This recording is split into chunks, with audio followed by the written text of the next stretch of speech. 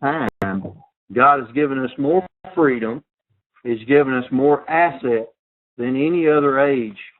And so when we look at a passage like Colossians 2:16, we're going to see how God has freed us up from the commands of the Mosaic law. We live in the era of grace, and we're no longer under the law. I want to read the passage to you. It says, "So let no one judge you in food or in drink, or regarding a festival or a new moon or Sabbaths, which are a shadow of things to come, but the substance is of Christ." And so we begin to look at these categories that we have been freed up from, and we want to study these individually so we get a feel for what's going on in this passage. What had happened is the legalistic Judaizers had come into the church at Colossae, and they'd like an old hog. They wanted to root everything around and force everybody to obey their list. Oh, you can't be spiritual unless you observe the Sabbath, or you can't be spiritual and eat that, or you can't be spiritual and drink that. And so last week we looked at the doctrine of drinking, and this week we're going to continue. The first part of it is eating, and I don't actually have a list of notes. I just want to talk to you about a few things about the list of eating. We know under the Mosaic law there were several things that you could not eat. You couldn't eat camels. You say, well, that's not a problem for me. But the Bible says, well, you can't eat the camel. You can't eat lizards. You say, so far so good. I've got no problems with lizards. You can't eat shellfish. You say, well, I'm from Louisiana, and I eat crawfish, and this is going to be a problem. Well, the Jews couldn't eat crawfish. They couldn't eat crabs. They couldn't eat shrimp. They couldn't eat any shellfish, no lobster, no shellfish under the Mosaic law. And so if the legalistic Judaizers went to the church in Louisiana, they would get booted out pretty quick, wouldn't they? Down those Cajuns wear those white milking boots, what I call them. Those Cajuns, they love to wear their rubber boots. They're always walking through water. They got to have rubber boots. You go down there, they got those white rubber boots. Well, the legalistic Judaizers would have got a white rubber boot right in the rear end. Get out of our church. We don't want you bossing us around. And so we see the list, and it goes on. No pork. And you say, well, I'm a red-blooded American, and pork is much of me. Did you know, I was trying to explain to my children the other day, we discount it now, but pork won the West. Say, what? Pork won the West. Without pork, we never could have settled the West. And isn't it amazing? If God had not freed us from the Mosaic law as Christians, we never would have won the Wild West. And you've got to explain this. Pork won the Wild West.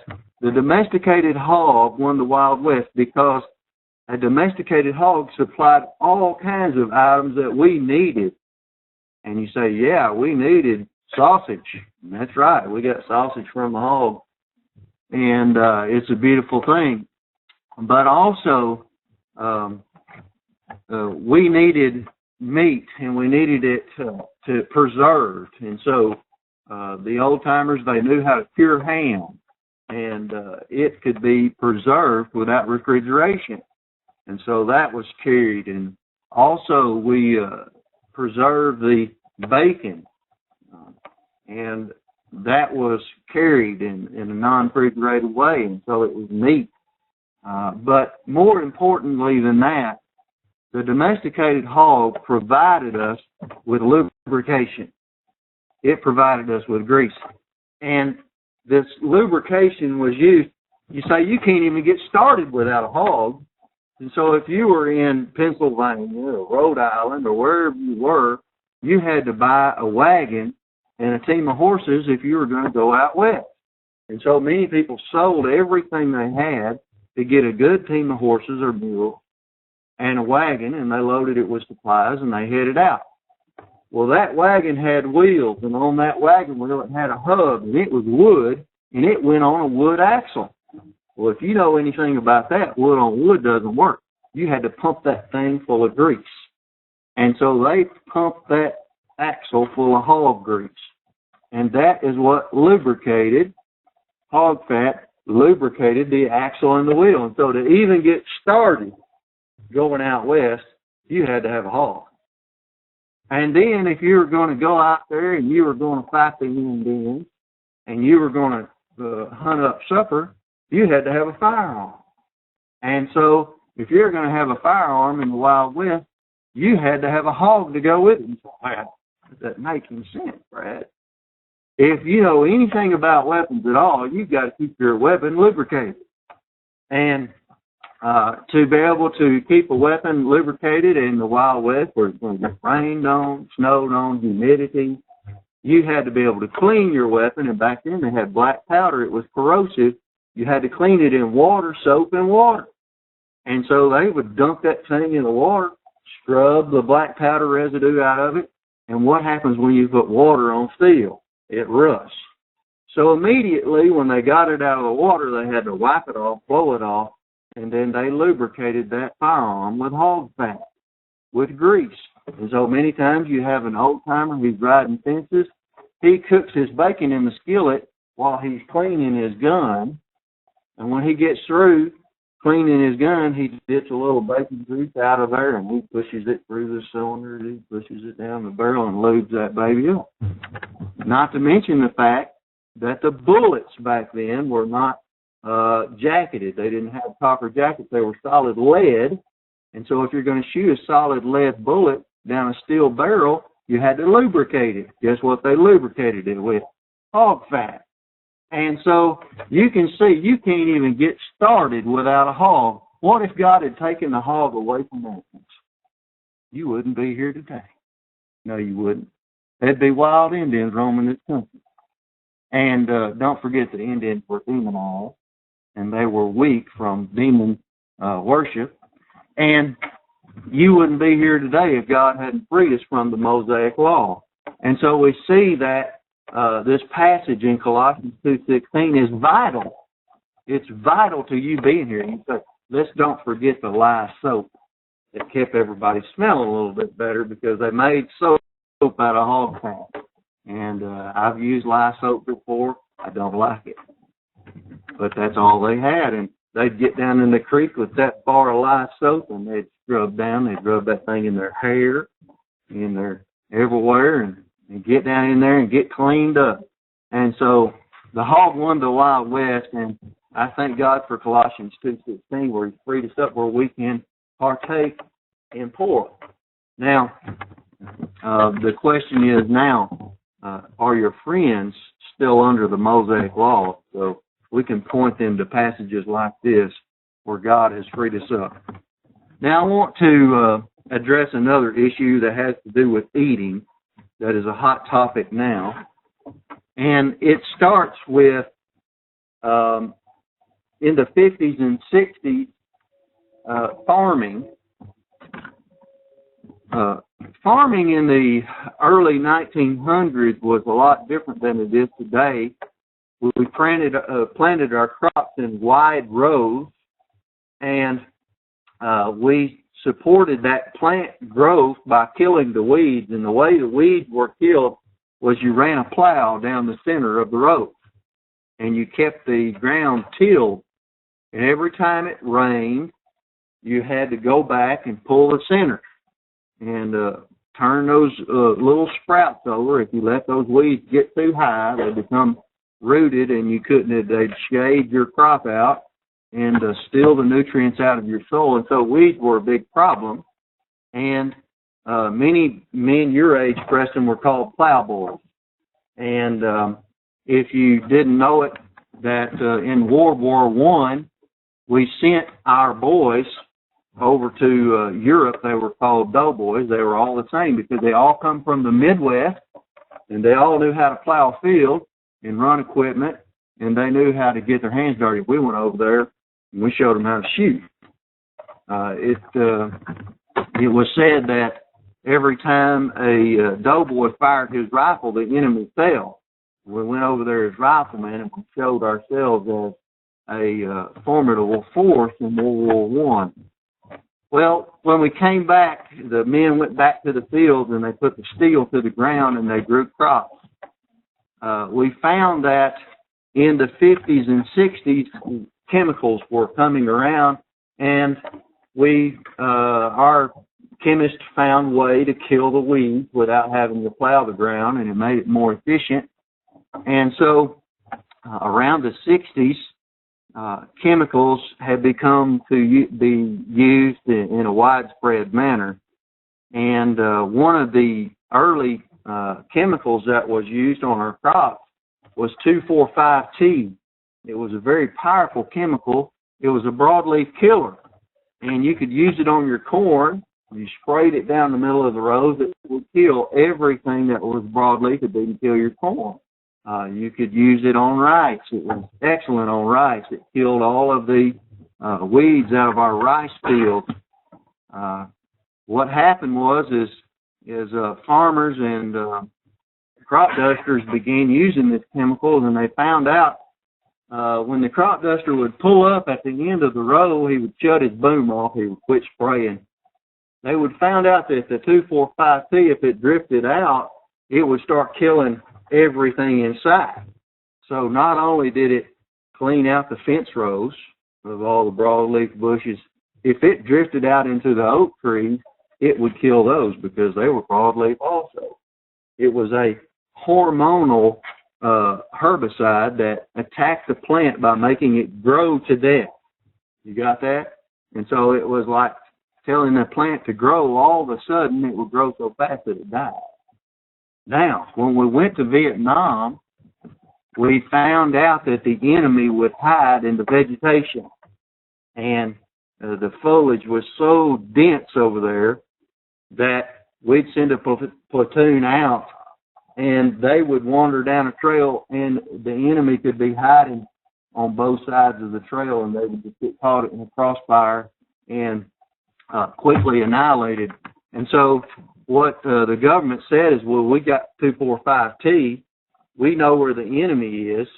We're going to go over with crop dusters. We're going to spray. They had kudzu over there, and 2,4,5-T worked great on kudzu. They flew over that jungle, and they sprayed it with 2,4,5-T, and it burned it down. The foliage dried out almost instantly, and then they burned the jungle. That's where the problem was. What we found out is when they burned the vegetation that had been sprayed with 2,4,5-T, the smoke was toxic. And our soldiers breathed the smoke off of that burning, and it literally killed hundreds of thousands of men and made others desperately sick and ill. And so we found out that we had a problem with 2,4,5-T. Here in Arkansas, millions of acres of timber was sprayed with 2,4,5-T, and my father even had our farm sprayed with 2,4,5-T, and I remember the helicopter flying over, and me and my brother running underneath the helicopters. Oh, the helicopter's flying, and here we are under 2,4,5-T. And so we found out that the eagles' eggs were affected by the 2,4,5-T. It made the shells thin, and the baby eagles were dying. And so we found out that 2,4,5-T was bad for the environment, and it was banned. And when I worked at the farm store, I still remember we had jugs of 2,4,5-T in the back, and we had to get rid of those harmful herbicides. Well, the answer was to come out with a new herbicide, and Monsanto did that. They came out with Roundup. It was a hormonal herbicide, but Roundup, when it hit the soil, it became inert. In other words, you could spray it over the top, but if the rain came and it rinsed off, it hit the ground, it became an inert, just like dirt or water. It had no residual effect. And so this was great. And Monsanto became a chemical corporation. It became a giant because it invented Roundup. And then not too long ago, Monsanto developed a genetically modified seed called Roundup Ready soybeans. And when you see soybeans growing out here, you're going to see Roundup Ready soybeans. What it is they developed a seed. Roundup kills everything green. So if you spray it on something green, it's going to kill it. They developed a soybean that was Roundup tolerant so that you could go over the top of that soybean crop with Roundup and it would kill everything green except your soybeans. This is great. It was wonderful. And you wouldn't believe the amount of chemicals that the farmers have saved because of this Roundup Ready soybean. And once again, Monsanto found they hit the jackpot. Now, Monsanto today has come under fire because there's a lot of people are against the genetically modified plants. A lot of people are against Monsanto because they're a huge corporation. But I'm going to tell you, they're wrong. People who are against Monsanto are wrong. Because if I sold chemicals as a young man, and you wouldn't believe the chemicals that we have put on our ground, you wouldn't believe it. The things that we're incorporating into our soil, the things that we're getting washed out into our rivers, you wouldn't believe it. And I sold it for years, hundreds and thousands of gallons of chemicals. And Roundup has saved us because it becomes inert when it gets the soil. And the fact that we're not having to put chemicals that have a great residual effect on our soil. And so I am for Monsanto. And they have made farming much more efficient. Now, I said all of that to say this. Today, the hippies are attacking Monsanto. And they're saying that it's evil and that we should go back to eating herbs that you pick by hand, and we should go out here and uncover things underneath rocks and eat the mold or the toadstool or whatever it is that you find out there. And they want to bring us back to the caveman era. And in fact, big corporations have brought us out of destroying our land, and people can't see that. They can't see that. And I want to tell you, communism is against big business. Communism is against big business. Socialism is against big business. These companies are taxed and taxed and taxed to try to kill them. And so you don't need to be for this thing where you're against big business. And I say that today because it's such a problem and people don't know how to think about these things. And when they say, well, they'll judge you. We're getting back around to our passage now.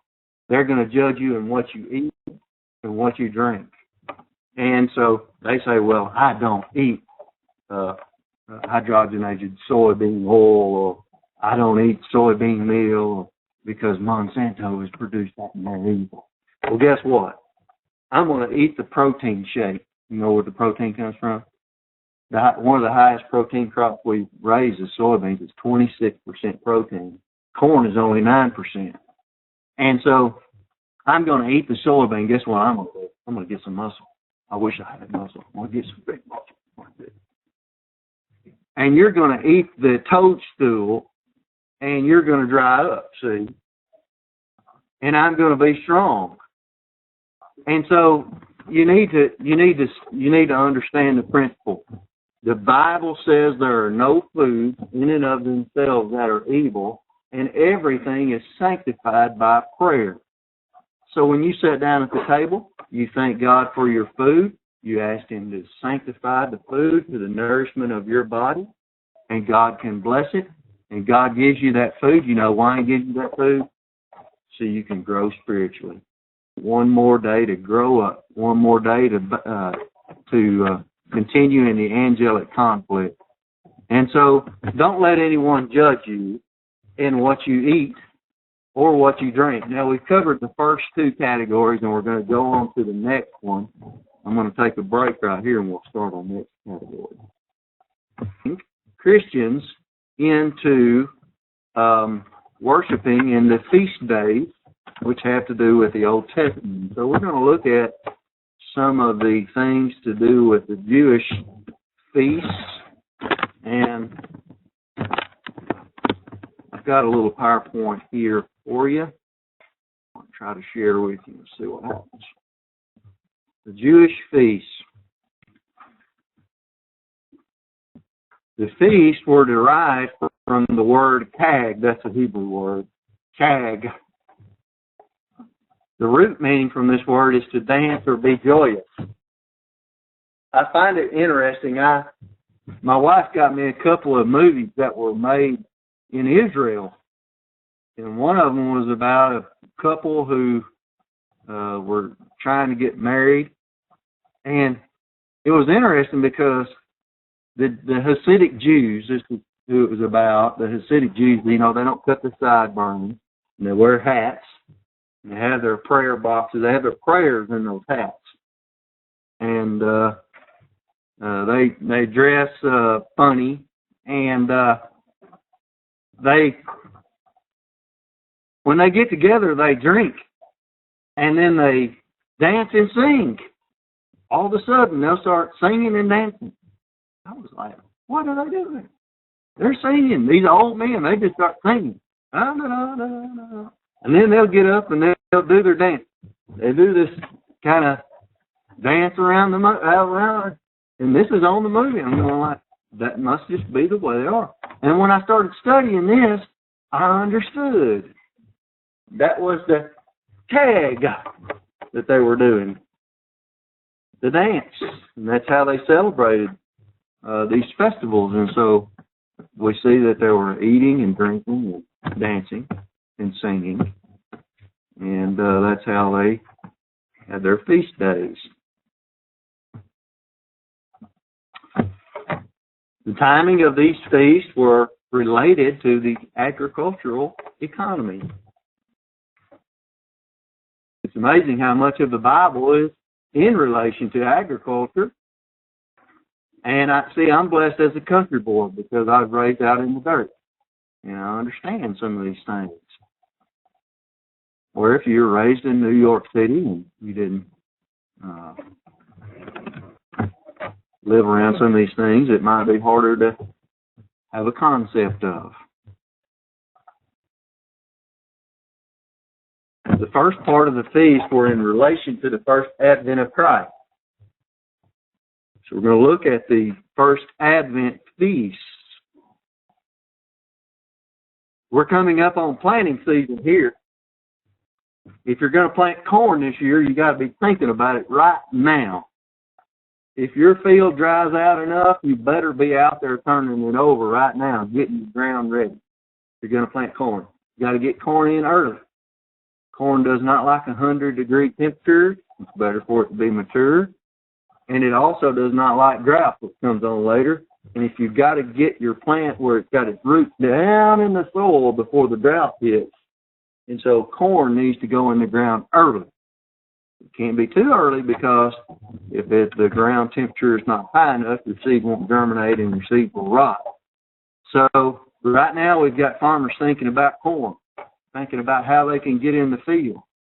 Well, these first Advent feasts were centered around the early part of the year where you start tilling and you start sowing and you start getting your crops in the ground.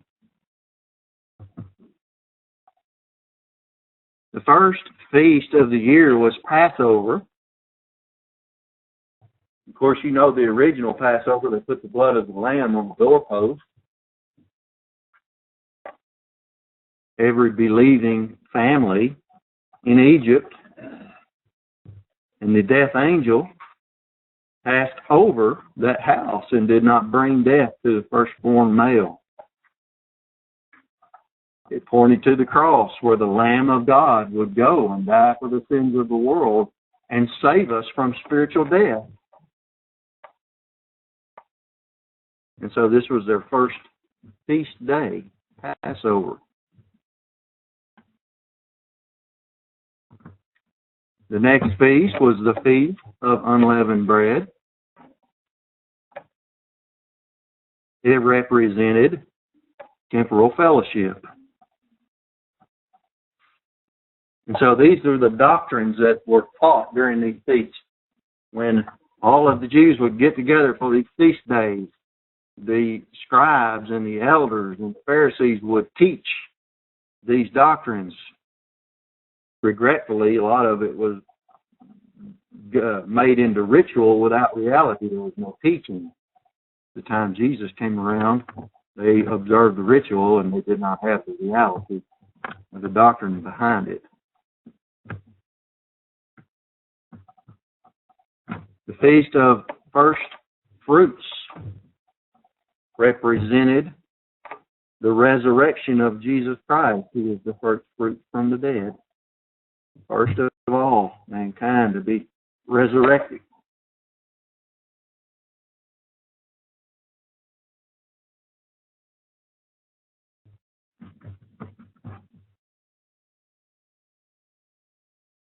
And then Pentecost, the Feast of Pentecost, was part of the first Advent fruit festivals.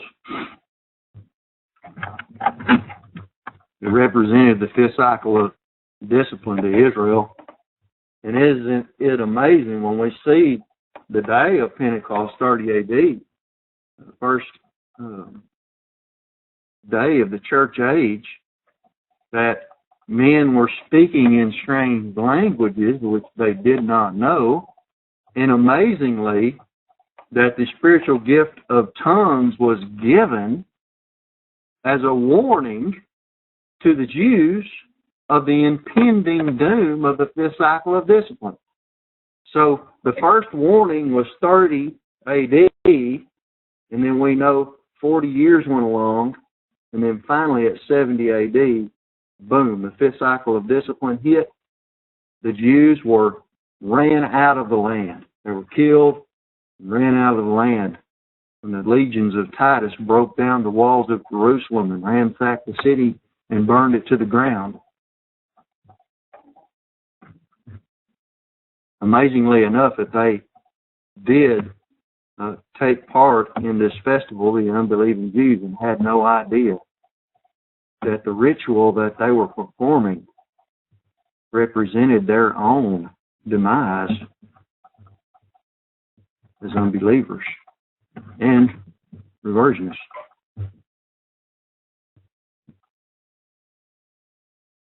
There were no feasts between June and October, so you got through with planting season, right? We'd say you got all your late beans. If you plant a late crop here, it's late soybeans.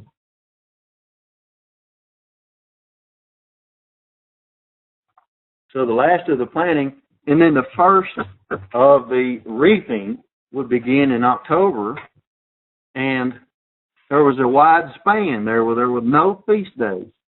So you had spring, early summer, and then you went all the way down to fall. It represents the church age and the Jewish dispersion. And so we have this space of time between Jesus' resurrection and his ascension, the beginning of the church age, the first fruit, Pentecost, and then you have a area where they're just blank. That's you. So then we're going to have a feast to culminate this. The second Advent feast. The second Advent is when Christ is going to come back as the Lion of Judah. He's going to slay the unbelievers. He's going to remove them in the baptism of fire. He's going to start out a new kingdom on earth. Second Advent. The Feast of Trumpets was the second Advent feast. Fall. It represents the regathering of Israel. Just like you went out into the field and you gathered the grain. You gathered the corn. You gathered the summer crops. They even had to gather their hay. At the end of summer, they would cut it with a sickle.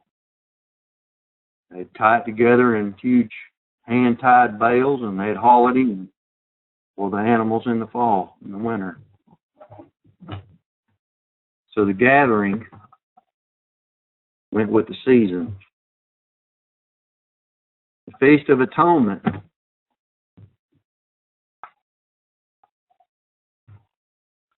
fulfillment of the unconditional covenants. Remember, He promised Abraham, I will make you a people that number the stars of heaven. He's going to make a huge nation out of Abraham's DNA.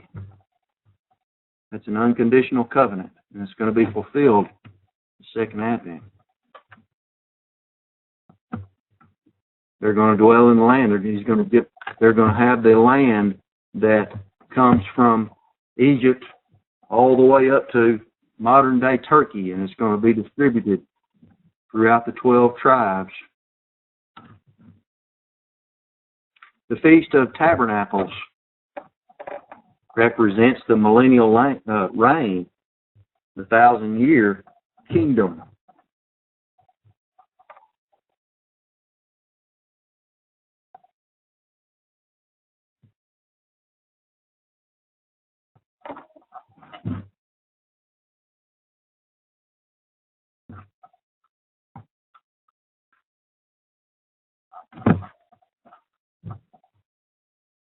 The last feast, Feast of Hanukkah, is the Jewish 4th of July. It represents their Independence Day, and it was first celebrated on December 25th, 164 before Christ, after the Maccabean War. And so this is not a feast that's found in the Old Testament, but a feast that was observed as a 4th of July for Israel. So these were feast days, and what happened in Colossae was that the legalistic Judaizers had come in and they say, wait, it's the Feast of Tabernacles. What are y'all doing? We've got to get out here. And I believe in the Feast of Tabernacles, they went outside and they lived in a little tent for a day. They said, y'all can't stay in the house. We're going to go out here. We're going to build a tent in the yard for a day. And they made them. They said, we're going to do this, y'all. You can't do this. You're not spiritual unless you do this. And so what Paul is saying, all of these things are shadows of the reality to come. And now we have doctrine. So we're going to make a summary about these feast days.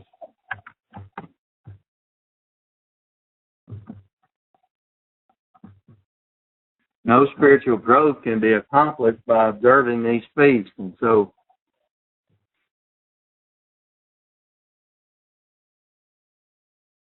you may say, well, I would really like to study those now. I just want to do that. Well, guess what you need to do? You don't need to get out there and cook some unleavened bread. You need to study some doctrine. You need to hit play. You need to get out a notebook.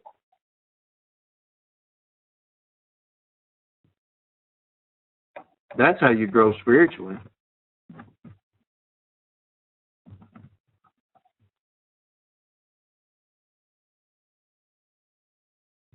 To observe them is legalism, or a frantic search for happiness through religion.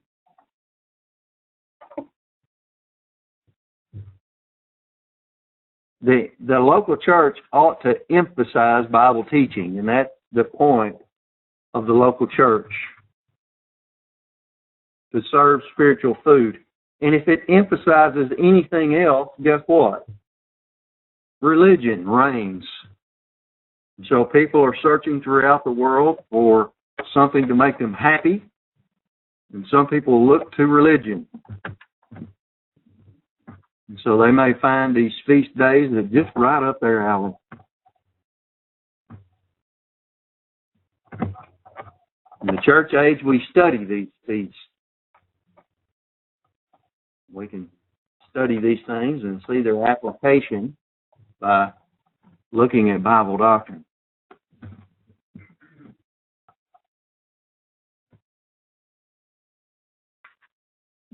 We are not to remain in the ritual shadows of darkness, but we are to move into the light of the Word of God. And I thank God for delivering us from all of these empty rituals. And now we have the Bible where we can pick it up and we can study and we can learn without having to go out and take off of work and do all of these things and kill production. Now we can be very efficient with our lives.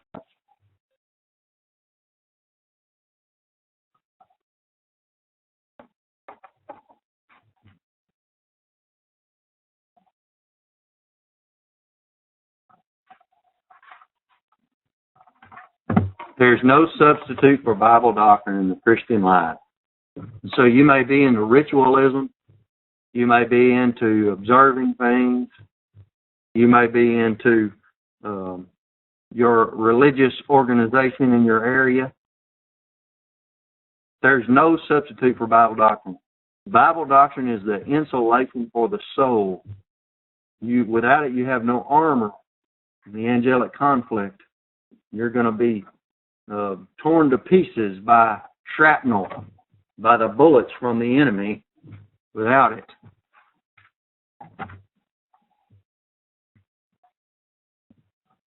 So there's your summary for the Jewish feast day.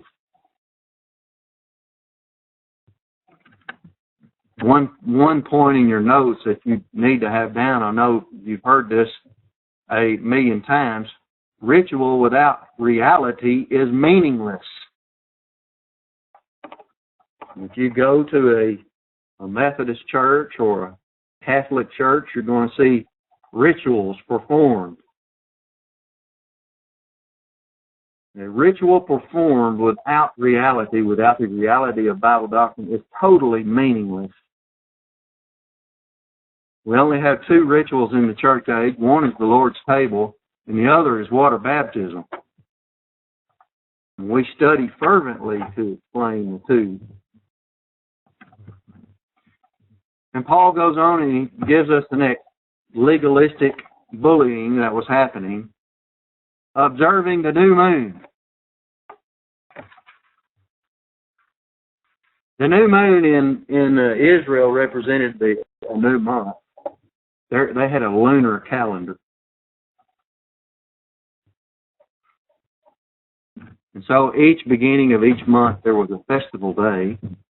All right, point number 1, celebrated on the first day of the month. You have verses to explain the new moon celebration. It's funny. You say, well, the moon doesn't affect people. It has a great effect on people. They say, the nurses in the nursing homes say, they do pretty good until the moon comes out. And he said that in a full moon, he said the nighttime nurses, they have all kinds of crazy things to deal with. And I can only imagine. I can't sleep during a full moon. I sleep pretty good unless I get up at night and I stare right at it. If I stare at that full moon, I can't sleep. I don't know what that is. I guess, something deep down inside there. I want to go out coon hunting or something. And on a full moon night, there's nothing like being in the woods. Now, you can be sneaky. You can get out in the woods. You don't have to have a flashlight. That moon shining down through there, and you can slip around. You can, you can see a lot of things when the moon is full out in the nighttime. And I don't know what it is about people. Something inside my wiring. If I look at that moon, I'm just not going to sleep that good. It's funny, too, that criminal activity goes up during the moon, during a new moon. And the police, actually, we have extra officers that patrol during the new moon.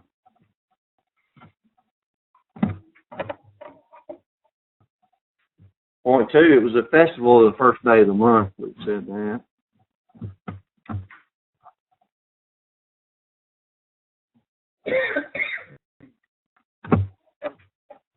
It was a special worship day that taught occupation with Christ. Occupation with Christ. And that walking with the Lord, we would know it in the church age as personifying Christ. In other words, we would say, what would Jesus do? And when we are occupied with Christ, the Lord is living His life out through us. And so this day taught being occupied with the Lord. Start your month out right, see? The celebration had the activities of blowing of the trumpets. When you heard the trumpets in Israel, it meant get together. Gather up. Sacrifices at the temple. Feasting. And the teaching of Bible doctrine. It's found in 2 Kings 4:23. Also 1 Samuel 20.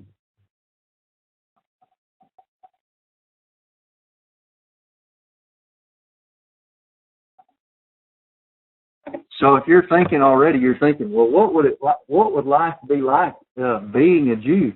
You already found out you're taking off work a lot. You are taking off work because we're not even through yet. We're going to look at the Sabbath next. And you've got these feast days. You've got the new moon festivals, and you're going to have the Sabbath days. This is one of the great things about living in the church age. God's freed you up where you can get something done. I like that. So you can work 7 days a week in the church age. And I would probably be miserable as a Jew because I'd be thinking about all the things that had to be done while I was out doing these rituals.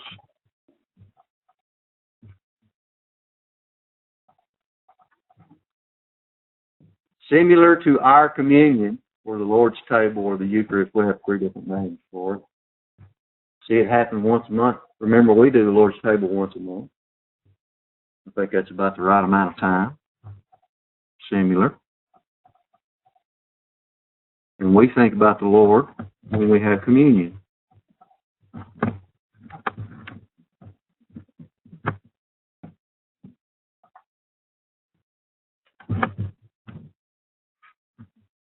I'm going to go back here and I want to put a period on these things. The new moon is celebrated by demonism, also Satan worship in our time. It's the time of activity of Satan worship many times, and whether you know it or not, Satanism is alive in the world today. And many people are open worshipers of Satan, and many do not know that they are under the power of the Prince of Darkness, and they worship him in their souls without really knowing it. But there is open demon worship, and many times during the new moon we see this. Also, the Phallic cult was in operation, and they worship demons during the new moon, and so the new moon was, and still is, a time where demonic activity happens. And so we remember these things and we study these things in the Bible, but the new moon is not for us to take part in a ritual. It's past. It's a shadow of the reality. And we're going to hit that when we come to the end of these categories. The doctrine of the Sabbath is next.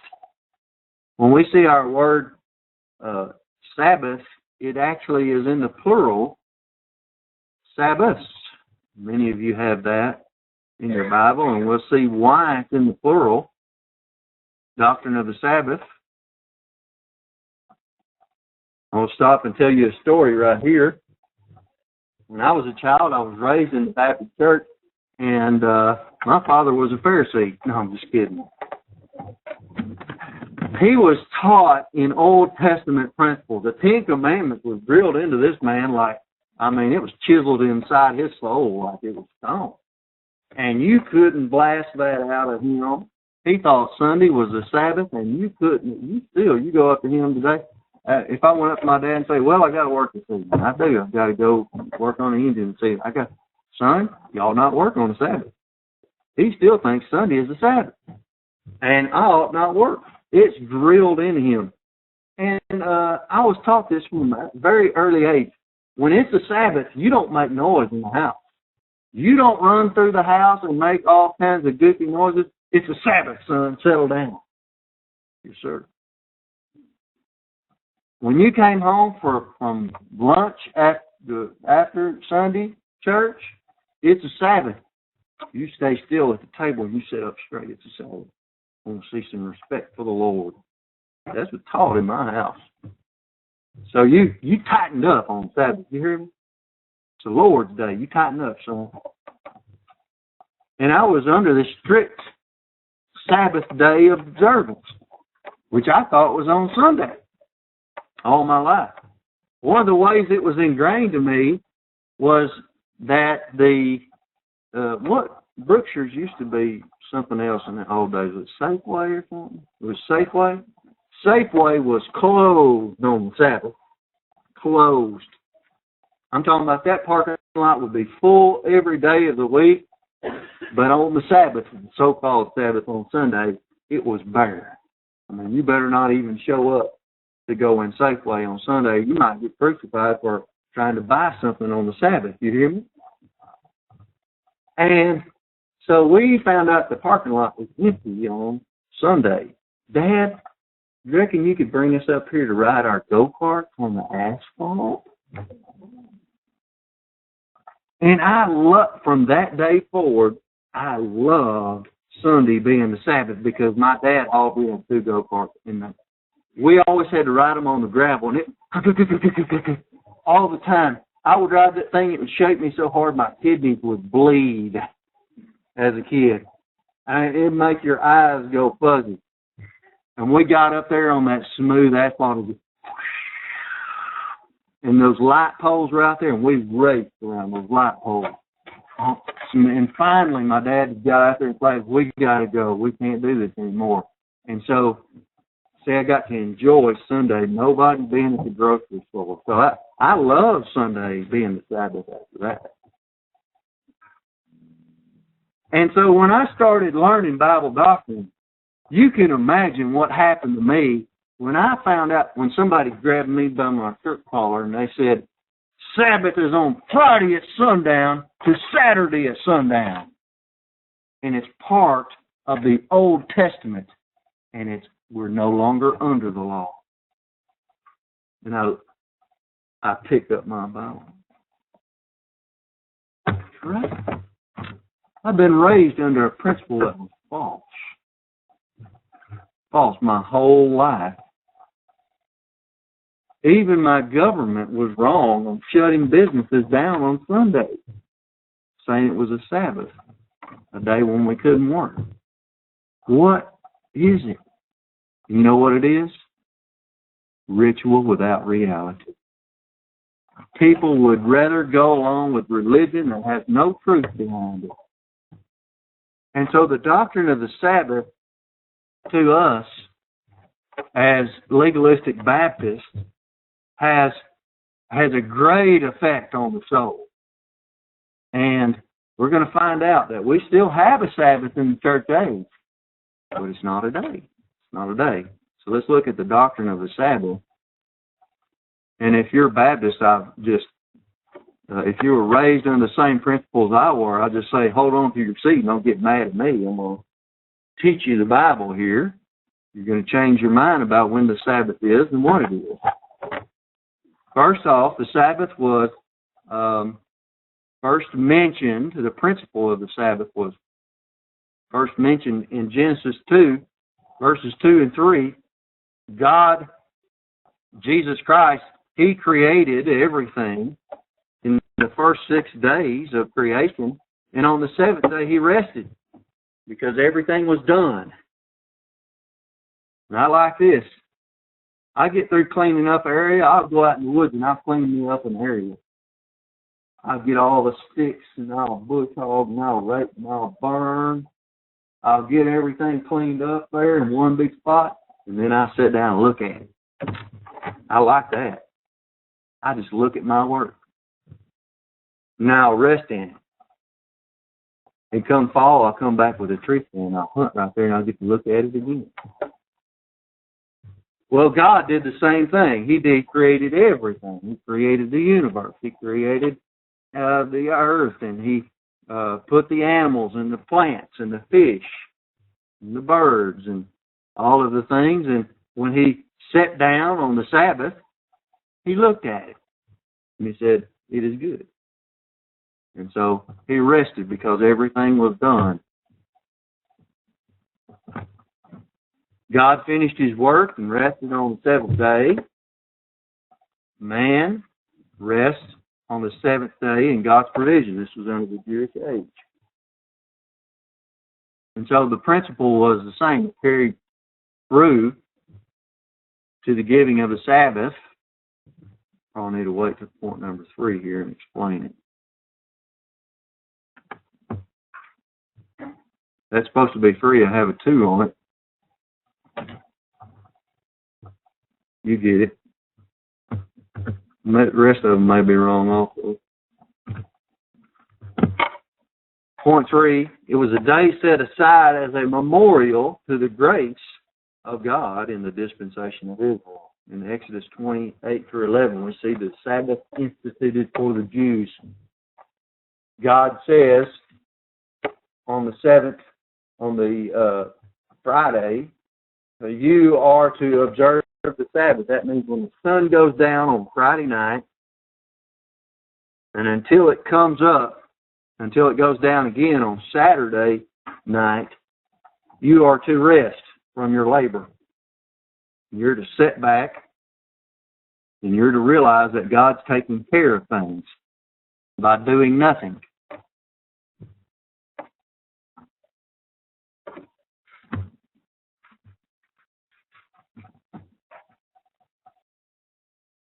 Yeah, my numbers are going to be off the rest of this, so this is for number 4. By doing nothing for the whole day, it reminded them that you can do nothing for salvation. God's taking care of that. You can do nothing for spirituality. God's taking care of that. You can do nothing to gain the blessings of God. God's taking care of that. You can do nothing for the approbation of God. God's taking care of that. God provides it all. And so this is grace. Sit back and enjoy that God has taken care of things.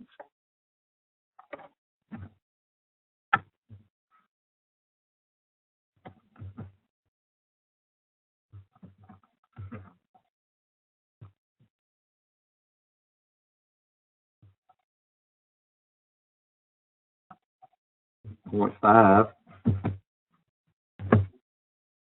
It was a continual reminder that man could do nothing in the plan of God under Operation Grace.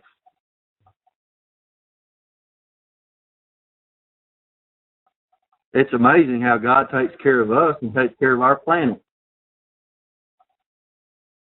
God keeps our universe sustained so that the angelic conflict can be resolved.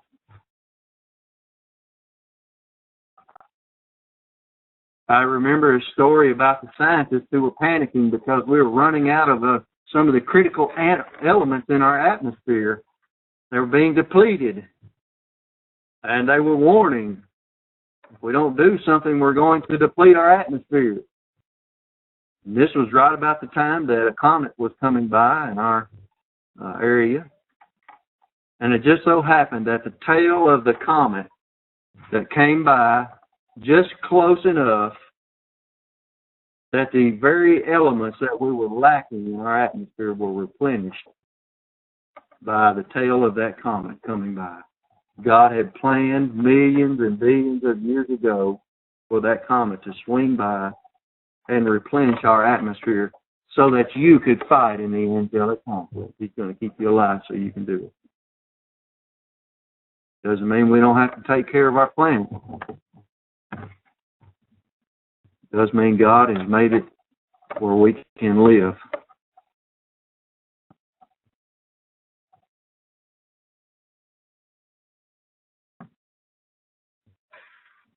The Sabbath in the Jewish age was generally observed in 3 ways. Do I have that number right? Is that actually number? See, it is right now. Now my numbers are correct. So there was not just one Sabbath. We know that every day of the week, every week, Friday sundown and Saturday sundown was a weekly Sabbath. And the Jewish people, the Pharisees really distorted this. They made rules about Sabbath that were just beyond what the Bible taught. They said you couldn't unsaddle your horse on the Sabbath. So if you're rolling into town, you roll into town after dark on Friday night, and your horse has got a pack on it, you can't pick the saddle up off his back. But if you ungirth the saddle and it falls off by itself, that's okay. Isn't that amazing? So don't let a Pharisee see you tip the saddle off a little bit and get it to fall off your horse. How uncomfortable for the animal that is, right?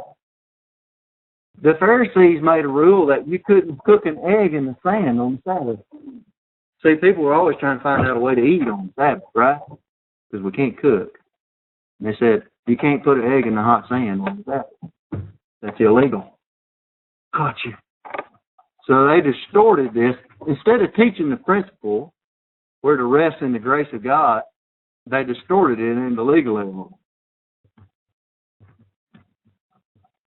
You read the Gospels, you'll find that out. Every 7th year, they took off a whole year. I want to be a Jew. How about you? I haven't had a vacation like that ever. Every 7th year, they took off a whole year. And did you know this is where we get the government in America based our agriculture on this? They will pay you to lay your land by a certain amount of time. So if every 7 years you say you've got an 80-acre field and you don't want to plant it, guess what? The government will send you a check for letting it lay by, and it lets the ground rest. So every 7 years, the farmers in Israel, they didn't plant anything. No seeds were sown. And you know, still got the harvest. They had residual seeds that came up from the last year's harvest that would grow a crop all by itself. And they just let God take care of them. It didn't work. I like that. Too bad it's gone. You work. You don't get to take off. Every 50th year was the year of Jubilee, and it was another Sabbath year.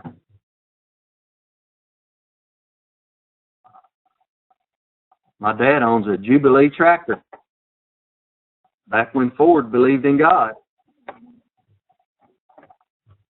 They named their 50th anniversary of their farm tractor a Jubilee.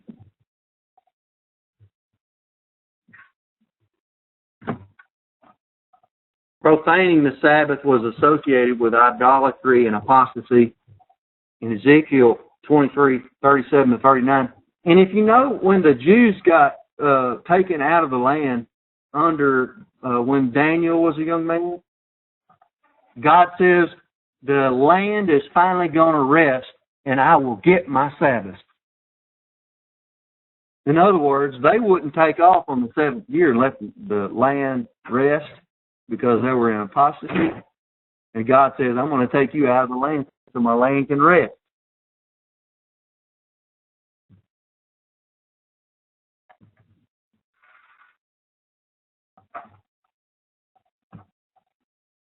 If you want a dissertation on the Sabbath, you can find it in Nehemiah 13.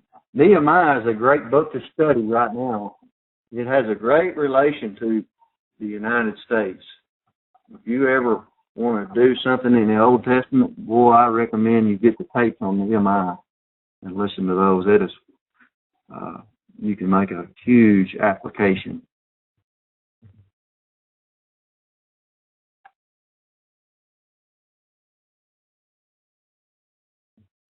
All Jewish Sabbaths are set aside in the church age. This is our passage. Also, the whole book of Galatians teaches the law is set aside.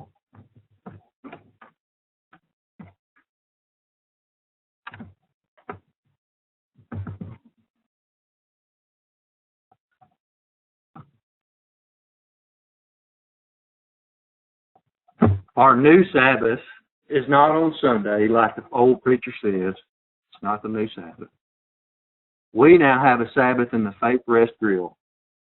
It's called entering His rest. So when we trust in God, when we sit back and give it to God, a lot of people just say, give it to God. Well, that's right. When we use the faith rest drill, when we claim a promise, we enter a new Sabbath, and that is rest. God's got it.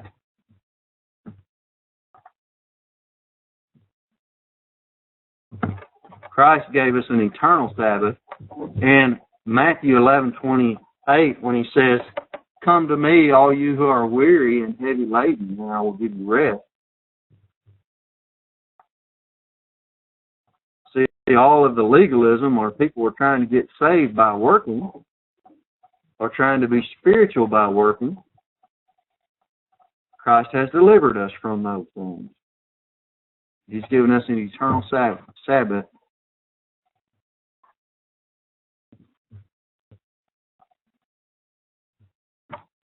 You say, well, why do we meet on Sunday?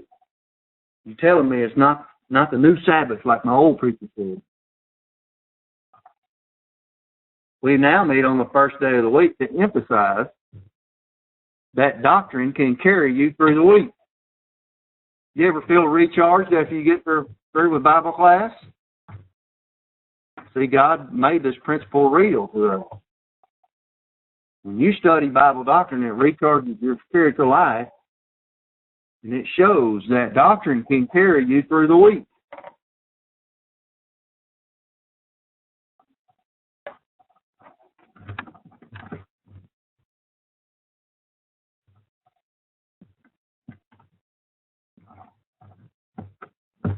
So the church age, the emphasis is no longer on ritual. It is now on Bible doctrine.